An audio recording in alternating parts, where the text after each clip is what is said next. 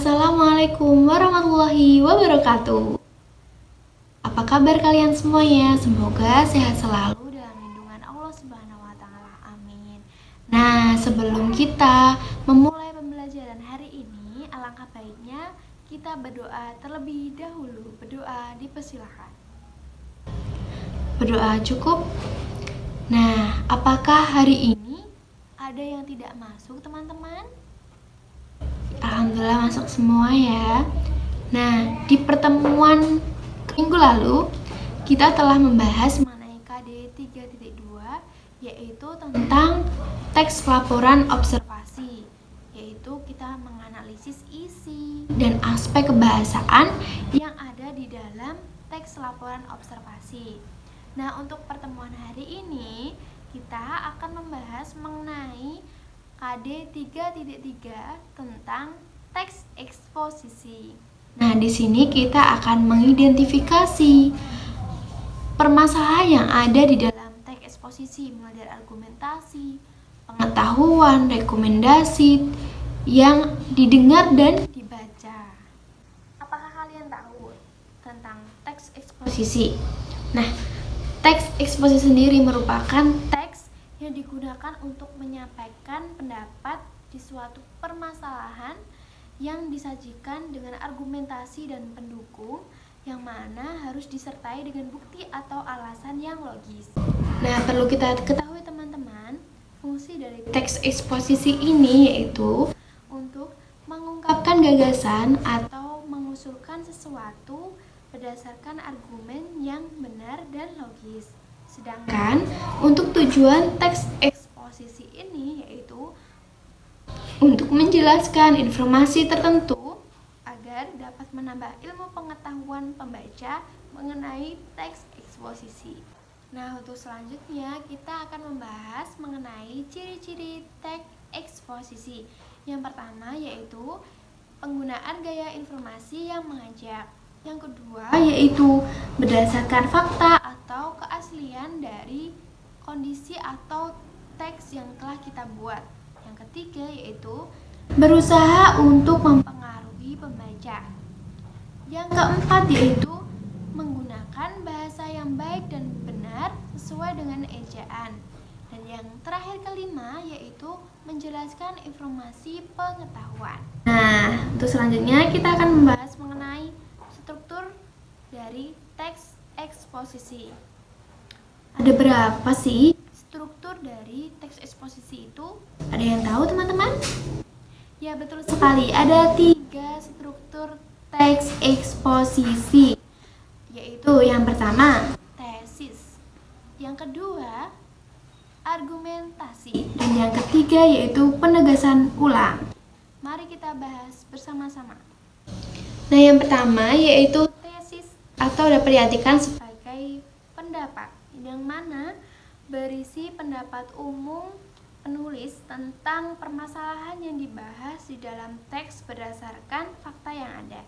Yang kedua yaitu mengenai argumentasi atau fakta-fakta yang mendukung, yaitu berisi alasan atau bukti yang dapat memperkuat atau memperjelas tesis. Dan yang terakhir ketiga yaitu penegasan ulang.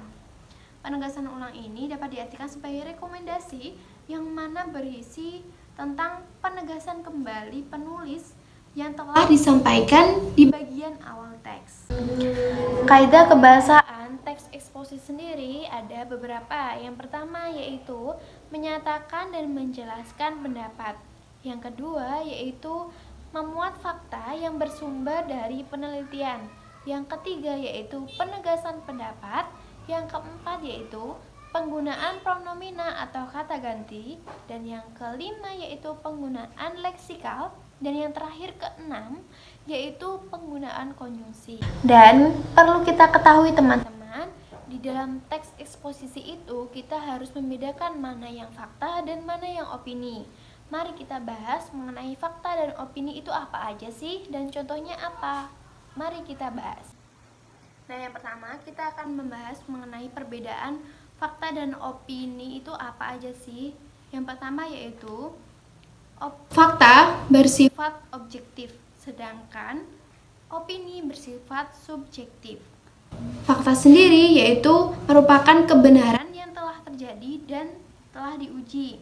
Sedangkan opini ini merupakan peristiwa yang belum terjadi. Dan yang ketiga yaitu fakta sendiri memuat data atau bukti yang akurat dan jelas. Sedangkan opini ini belum atau tidak memiliki data pendukung.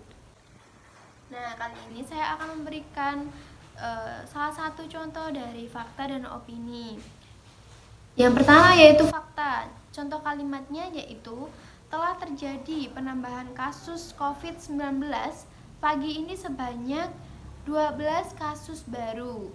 Sampai saat ini, tanggal 20 Juli tepatnya hari Senin 2020, sudah ada 720 kasus COVID-19 yang telah terjadi. Nah, ini merupakan salah satu fakta karena sudah terjadi dan memiliki data yang akurat dan jelas. Kemudian, contoh dari opini. Dia adalah wanita yang paling cantik menurutku. Nah, itu merupakan opini. Mengapa? Karena peristiwa itu belum tentu terjadi atau belum tentu menurut orang lain itu cantik gitu loh. Dan tidak memiliki data yang mendukung karena subjek dari dia itu seperti apa belum tahu. Nah, dari materi yang Ibu sampaikan, apakah ada yang kurang paham? Jika sudah paham semuanya, Ibu akan memberikan tugas kepada kalian, yaitu mencari teks eksposisi, kemudian kalian harus mencari atau menentukan struktur dari teks eksposisi tersebut. Ibu beri waktu 10 menit untuk mengerjakan, kemudian mempresentasikan ya. Nah, alhamdulillah untuk tugas kalian sepertinya tidak ada kesusahan atau yang kurang dimengerti ya. Alhamdulillah kalian sudah paham semuanya. Untuk itu, mari kita langsung bahas saja kesimpulan untuk materi pada hari ini. Nah, alhamdulillah tidak terasa materi yang kita pelajari hari ini dan yang sudah saya sampaikan sudah selesai. Mari kita simpulkan bersama-sama, yaitu yang pertama tadi kita sudah membahas mengenai pengertian dari teks eksposisi, di mana teks eksposisi ini digunakan untuk menyampaikan suatu pendapat yang di dalamnya memuat argumentasi atau pendukung yang disertai dengan bukti atau alasan yang logis. Kemudian juga kita sudah mempelajari mengenai fungsi dan tujuan teks eksposisi. Kemudian kita mempelajari ciri-ciri teks eksposisi. Kita mengetahui struktur dari teks eksposisi itu apa aja. Ada 3 tadi, yaitu yang pertama tesis, yang kedua argumentasi, dan yang ketiga penegasan ulang. Dan kita juga telah mempelajari mengenai kaidah kebahasaan dari teks eksposisi. Lalu kita juga sudah membedakan antara fakta dan opini itu seperti apa.